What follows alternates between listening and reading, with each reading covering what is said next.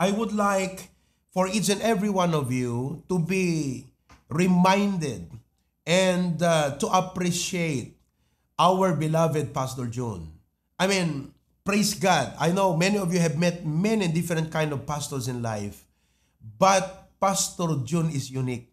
Not to compare, but if you look deeper into what I'm going to speak to you about this afternoon, that's when you begin to realize that you are thankful to have a Pastor June. First of all, I'd like to share with you about some of his teachings.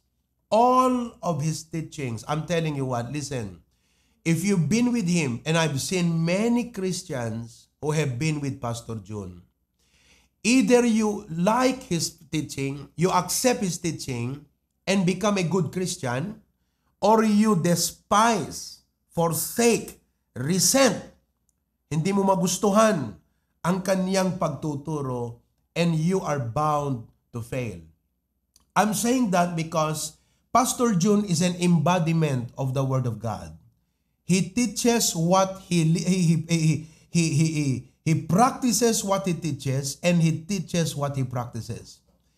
If you listen to him, you will get nothing but his passion for the truth. His passion for what is right. His passion for what the Bible says.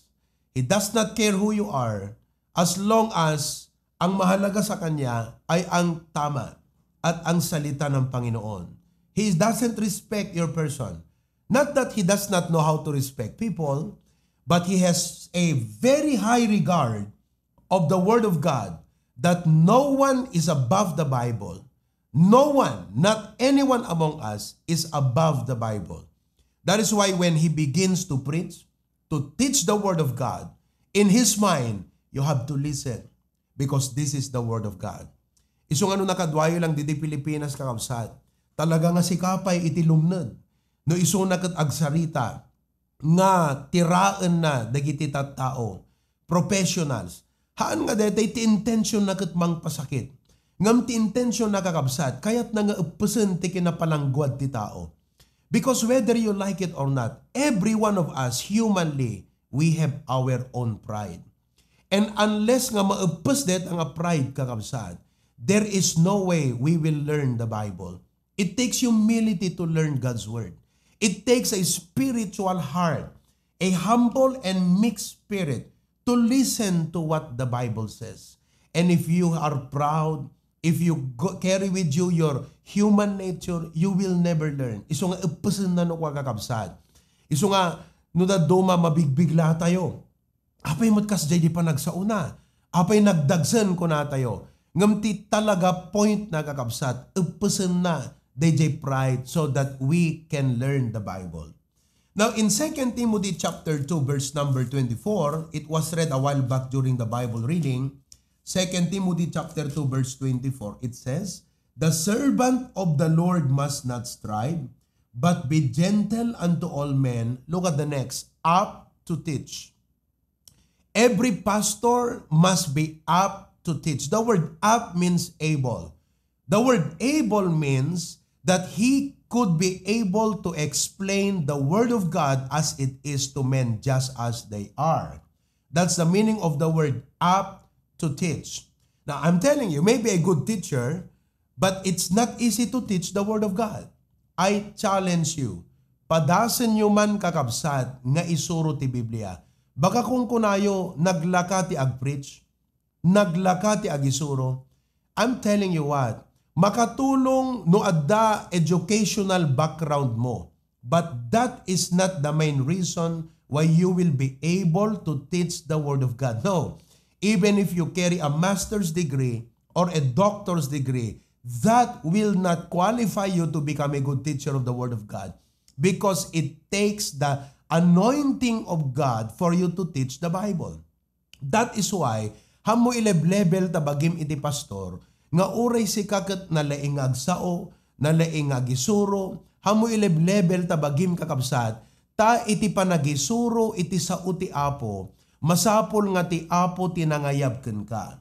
Ti Apo tinanganoint nga pointar king ka nga mangisuro, because whom He calls, He enables. Iso nga the Bible says up to teach. Now, what makes our Pastor John unique in his teaching is the following statement that you would always hear from him. For example, every morning, laglagi po nyo dito kakabsat. And this will make a great difference in your life every day. Whether you are a mother, a father, a working person, listen to this. He always remind us, kunana, nagkararag ka ti ibagam, Lord, see through my eyes, speak through my lips, think through my mind, walk through my feet, listen through my ears, and love through my heart.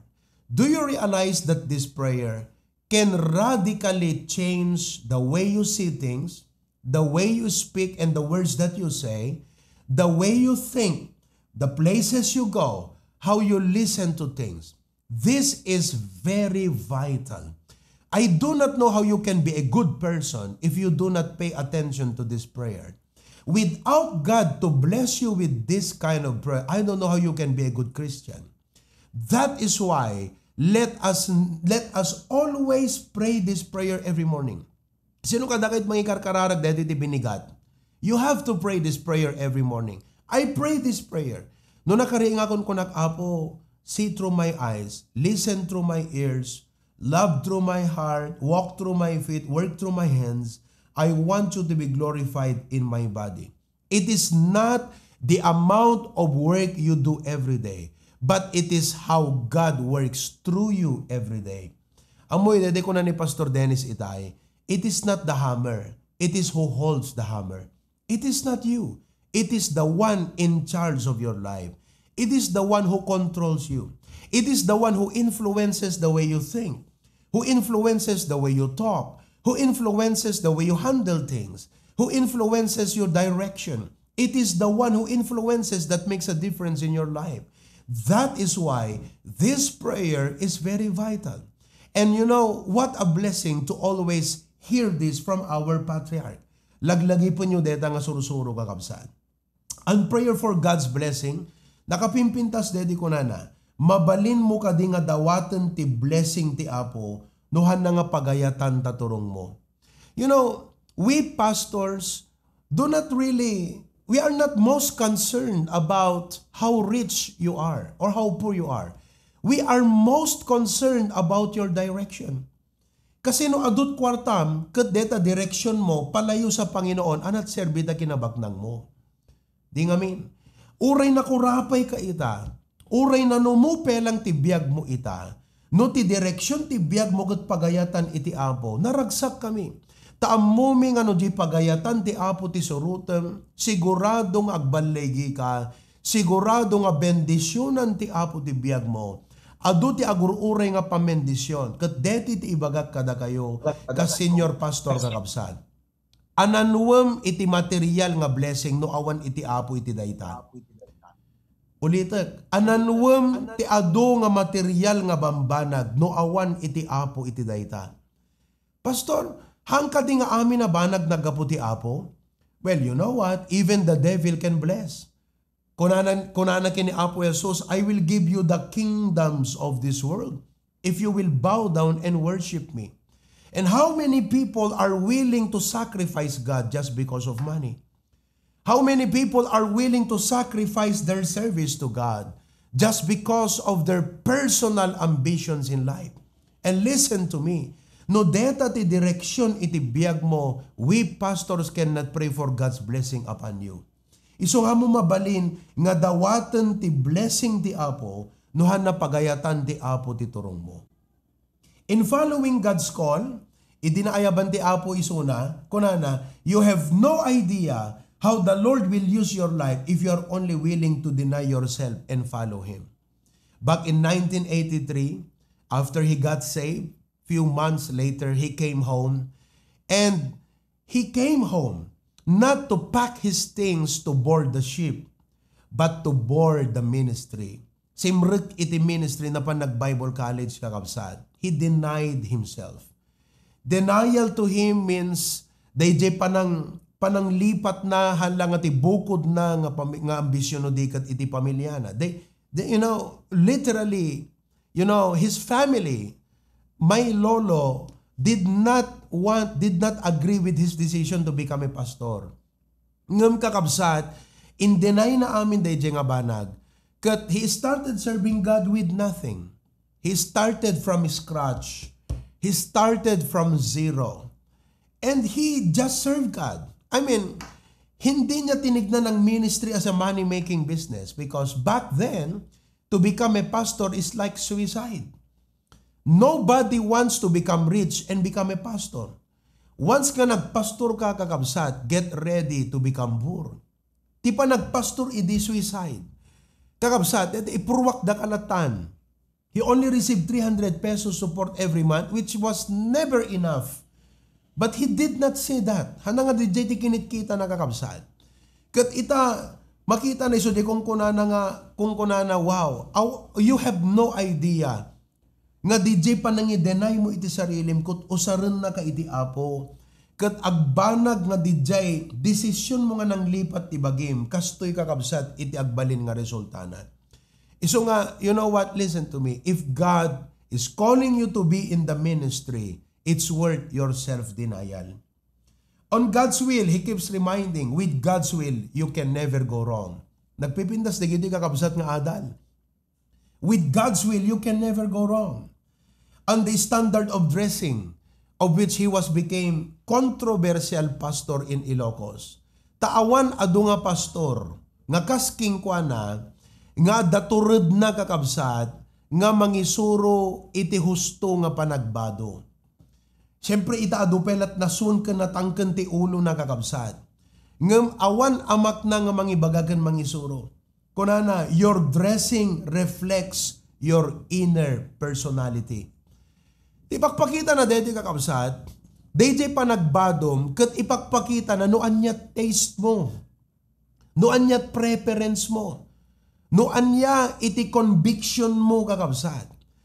Kat if you have a decent biblical perspective of dressing, it won't be hard for you to choose which dress you wear because you are guided by a biblical standard.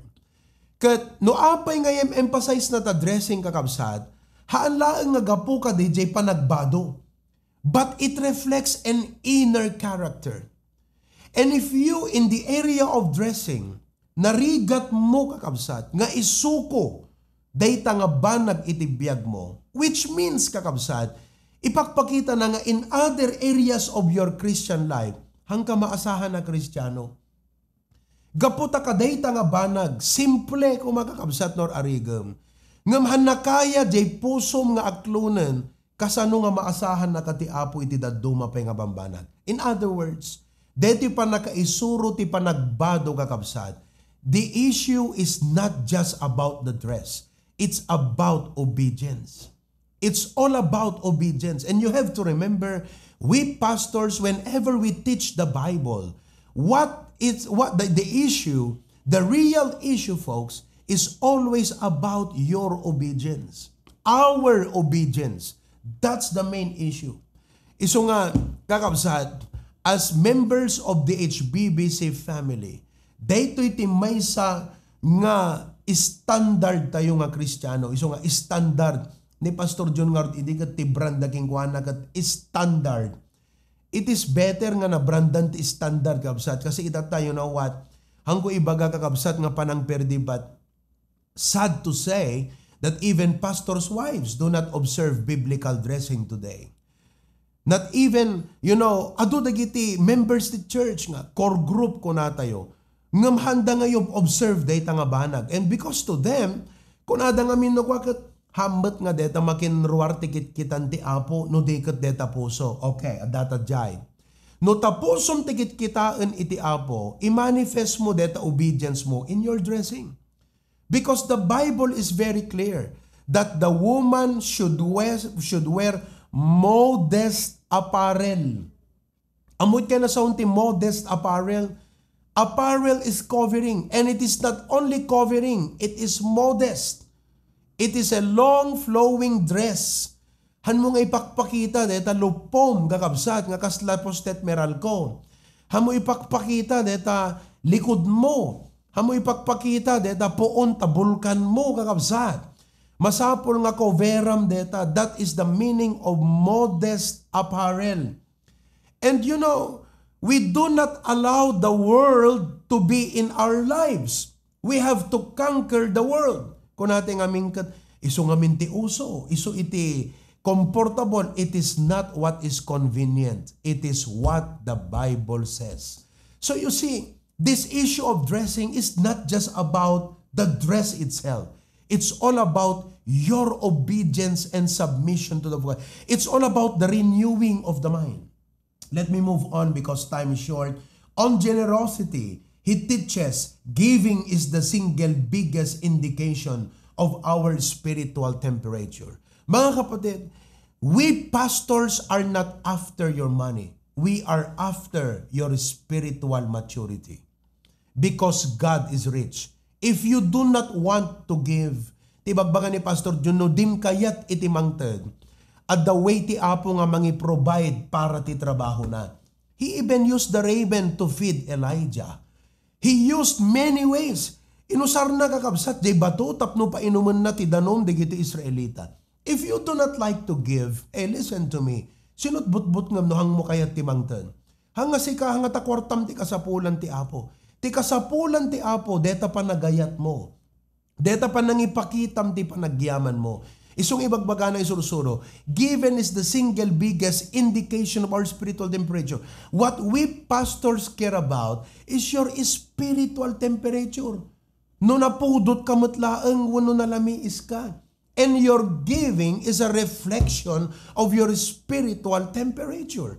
So ano, chicken mi ta giving mo kakabsat, isut pang rukudan mi ta spiritual temperature mo. Iso nga no bakita migat ni, ha nagtatights deto iso nga kasarita da ka, ha nga dete ukiren da ka, ha nga ti pilitan da ka nga mangted, tahan na kayat ti Biblia ti mapilpilit nga mangted, ngam kayat da ka nga isuro, kayat da ka, no pastor kami kat, awang pakialam mo ka dete spiritual life mo kakabsat, nagpastor kampela nga rod. Wag na lang kaming magpastor kung hindi wala kaming pakialam sa spiritual life mo. And to us pastors, inikan na kam ti apo, iti pangrukudan mi ti spiritual growth, dagiti Kristiyano. Nohan nga di dressing ti maysa nga pangkitaan mi, deta giving ti pangkitaan mi. And a pastor who does not check your dressing, who does not check your giving, is a pastor who does not care about your spiritual maturity. Don't misinterpret this point, mga kapatid. We do not want to force you in giving. Dadagbuy-buya ta YouTube ita. Nohan nyo maawatan, dede ibagbagag, hang ka nagsarsaritan. Nga kunam, dede nga pastor, ibaga na nga kastoy, pilitan na. We did not force you to give. We wanted you to grow spiritually. And there is no better way to manifest your spiritual growth than in the area of generosity. Am I right? Because if you are a cheerful giver, you are more like Christ. But if you're stingy in your giving, you're more like the devil. And we want to teach you in growth. All that I am, all that I have, all that I will ever be and will ever have is a stewardship from the Lord. You see, listen to me. Your giving is all about your stewardship. And God taught us to become stewards of the manifold grace of God. Kung ano the Bible could charge them that are rich in this world that they be not high-minded, nor trust in uncertain riches, but in the living God. You know what? Listen to me. I praise God. DHBBC has been taught one of our core values is generosity. Nuham mo kayat iti sursuro iti panangted. Nawaya ka nga pumanaw, ket nawaya ka nga pumili ti kayat mo nga church, nga na ibagbagaging ka iti giving, and I'm telling you what, you will never grow spiritually in the church. Because if you define Christian life, it's all about service. It's all about giving of your time, your talent, and your treasure. And if you do not want to be taught to become a generous Christian, you can never be a good Christian. So kita nyo, di kita Kristiyano nga naragsak dita. Kita nyo man ta kaabayo. No deta nga Kristiyano na kamir duot kakabsat, hana cheerful giver deta. Ngam no deta nga Kristiyano naragsak, amom no ape nga naragsak, Gapot a cheerful giver deta Kristiyano. On being a church member, he keeps telling, dito di bagbagana kabsat, think not what your church can do for you. Think what you can do for your church. Listen, let me ask you, when was the last time you thought, what can I do for my church? Hanggang kumanate Kristiyano ng umay lagaten. Have you ever thought about it? As a member of the church, pinanunot mo ka di, anat maitulong ko jay church. Have you ever thought about that? Every HBBC yan should have that in mind. What can I do for my church? That's just some of his teachings. Now, let's go to his being a disciplined leader. His disciplined leadership. His leadership has created a culture of discipline. They la presence na kakabsat. Mariknamon nga there is a leader in the house. At damat di kita'y pastor kakabsat ng orin, di mo pa'y mahalata nga pastor. Ngam isuna kakabsat, no once nga simrek, madlaw mo, there is a leader in the place. I want you to know how important to have a good leader. Everything rises and falls on leadership. Di tala American kakabsat. Either you have a good leader or a bad leader. But everything in the US rises and falls on leadership. Many of you can compare the leadership of Trump and Biden. The next election is coming. I think it's next year. And if the Americans know how to choose a good leader, nakasalalay sa kanilang pagpili ang future ng Amerika. America is in great trouble. America has a big problem. And if there is a good leader like the leader of Singapore, Lee Kuan Yew, he was the leader when Singapore was separated from Malaysia. And he actually took people because Singapore did not have a natural rich resources. They only had people. But look at how the leadership had turned Singapore to become a world-class country. Listen to me. By the grace of God, for the last 40 years, HBBC had become a world-class church. Not a worldly church, a world-class church. And praise God for that. Why? Because of leadership. In 3 John chapter 1 verse 4 it says, the biggest problem we face is not knowing what is right, but willing to do what is right. May isa ka dagiti disiplina kakabsat, nga tulbek, iti pa nag-grow, kat deti punctuality. Kang kanayon kakabsat, amom, nusumurusuro daking kwa na, no agsasauno ka, amok di sa marunong nga ibaganan eh. Paulit-ulit lang kakabsat. But you know what? Great leaders are the same way. They never change. No anyat conviction da, no anyat isurusuro da kakabsat, paulit-ulit lang yan. Why? Because they believe these are the key. They don't have to change position. Why? Because what they know is right is the key to growth. Han nagbaliw kakabsat. Isula iso. Isong ano kitam ni Pastor John, no kasano ide, kastaman la ita, nakarkaro pa yung kakabsat. No kumasok ka, habang bumaybayag, uming ingel kakabsat. Iti kinakaro na. Filipino time is always late. American time is on time. Indian time never show up. And Christian time is 15 minutes before the time. Now, I am not here to discuss to you about the reason why time is very important. But this is such a discipline that became a key for the growth of the HBBC family. Among numang rugit agimungan, kataltal loob upat pelat at data, makitam latta kakabsat, adayot durasa na deta nga church. Detay numalpas na preachingan sumungad pelat di kita miyembro. Ay kabsat, adayot duras na. Ngam numakitam, ngamang rugit at church, haman nga daamin, ngam 80% present, makitam kakabsat, ada durasa na deta nga church. Apay, because no hamo kaya ti sumurot iti time, no awan disiplinam iti oras, hangka maasahan iti daddo mga banag. Because time is a very important commodity. And if you do not know how to manage time, if you do not value time, if you do not steward time right, You cannot be dependable in all areas because even if you don't have money, if you have time and you know how to maximize your time, you can produce a lot. It is time that makes you productive. Iso nga kakabsat, importante dito yung punctuality tayo. He ensures that the work gets done. Kunana, it is not what you expect, but what you inspect. It is either you follow or get out of the way. Honesty is not just the best policy, it's the only policy. Grabe. Deta pelang kakabsat, disiplina ti kayat nga sawon deta. Kat, I'm telling you what, no sinuman ti pimanaw, kan pumanaw, kat gaputahan na kayat iti disiplina. Ngam no sinuman ti nagtalinaed, wano agtalinaed, gaputa maawatan na, kan maapresyar na, jay patag, jay disiplina. Kasi no makitam kakabsat, tikin na disiplina iti leader, kan di pa nangipakat na disiplina, kat no maawatam ti kayat na nga sawan day jay, hanggang nga ma-offend, no dikat ko na, husto mo ta talaga. Husto talaga, kakabsat. So hanggang pumanaw, his vision. In Jeremiah 29:11, it says, "For I know the thoughts I think toward you, saith the Lord."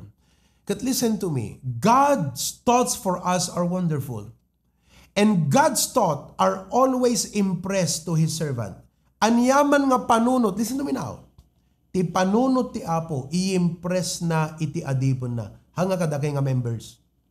Iti adipon na't pang i-impressan na, dayta nga sirmata para iti trabaho iti Apo. And you know, God has impressed wonderful visions upon Him. Iso nga ti kanayon nga yan encourage na kada tayo. Kat kunana no kwa, attempt great things for God. Expect great things from God. Ape nga ibagbaga na deta kakabsat. Nga attempt great things for God. Expect great things for God. You know why? Because ikon-kondisyon na ti panunot tayo. You know why? Gaputa dadakkel dagiti makita na nga sirmata. And He has to alarm us. He has to set our mind. Kasla ti arik na kumakat, dete, no kumagbiyahe tayo, ibagam ka DJ kaabay mo, uno DJ sumurot kat kunam, dete biyahe tayo, adot kurba-kurba na deto, nagtumar kamot laeng deta bonamin mo. Kaya nangasawan, iyan anticipate nan kakabsat nga baka agsarwa ka. Iyan anticipate nan nga baka agbakwar ka, iso nga kunana. Dete pa panan tayo, kurba-kurba deto, nagtumar kamot lang ti bonamin mo. So whenever Pastor John tells us, attempt great things for God, ibagbaga na deta kakabsat kasi ada pampanunutan na nga dakkel nga project. That's how a leader works. He will actually set our mind. Kunana, if God is your partner, make your plans big. Why? Idi bagbaga na dagiti kakabsat, awampay dagiti kapilyate nga dadakkel idi. Awampay. Ngam ibagbaga na idin, amom no apay, kasi makitkita na di jayan. Deto iti papananan. Kat di kita miyembro, patagdir tayo manan, commitment tayo manan. Hangka nagtumar bonamin kabsat. Agtumar kat bonamin. Agtumar kat pamati, ti kayat ng asawan. Alaam deto, tapno hangka agbakwarang kagsarwa. Because we are on the road and it's a winding road and you know, listen to me. Numalpas dito project tayo iti batak itang atawan. Adaman project nga may inawan iti next year. Hami pala ibagbaga kakabsat. Ngam agsagana kay maran. Adaman project tayo iti next year. Amen! Thank God for visionary leadership. Kat kakabsat, maudi. Ala, hangko i-discuss amin ng 5 amin dito. Actually, ti maudi kakabsat nga ipaganat-gat ko kada kayo ka senior pastor yo. Nga inyadal ti Pastor John kada tayo is this. Anyaman na planom, iyuman mo iti pastor. Iyuman mo. Haang nga dete, samula ibaga, nalpasan. Pastor, kahit ko ipakamuking ka na ipromote akon. Wano imakarak trabahon. Haana, sakbay, di kita nga desisyon. Iyuman mo iti adipon iti apo. Patagdar ka di bala, iyuman mo iti pastor. Gumatang kay di kastoy. Hangati kayat mit makialam kakabsat. Ngam kayat mi ngati apo iturong na ka iti right decision. Tapnon iti kasta ti biyag mo. Kasi liglagi pa nyo, kasti nga mindeta. Anyaman nga desisyon mo, adot mairaman. No gimatang katlogan mo, maapektaran tagibing mo. maapektaran da pa nagserbim ti Apo. No gimatangkat ba na mo, kastoy. Adot maapektaran, iso nga da kami nga pastor, kayat mi detay maamuan, kan maikararag, maadvisean, magaydan da kayo kakapsat. Iso nga in your plans, include your pastor. Seek his counsel. The Bible says, in a multitude of counselor, there is safety. Ala kakapsat, anyway, di takay matkit di nga mangan. Ngam, di tan ngagpatingga deti mensahe tayo. But praise the Lord. If everything rises and falls on leadership, what HBBC is today is first because of our God. But secondly, because we have a very obedient, strong leader who cares for nothing but God and the flock of the Lord Jesus Christ. Padaydayaw ti Apo kakapsat. Heavenly Father, thank you so much for the message. Kom ti gloria kan dayaw. Ituloy mo ngayon able Apo ti Patriarch me, because Lord, I know you still have plans nga usaron Apo isuna, adupay di kiti maisayang kat nga trabaho pangga. Kat Apo, tuloy mo nga bendisyon na kami, how we could be a blessing to him, how we could support him, kadigiti nga plano kan panggap, Lord. In Christ's name we pray. Amen and amen.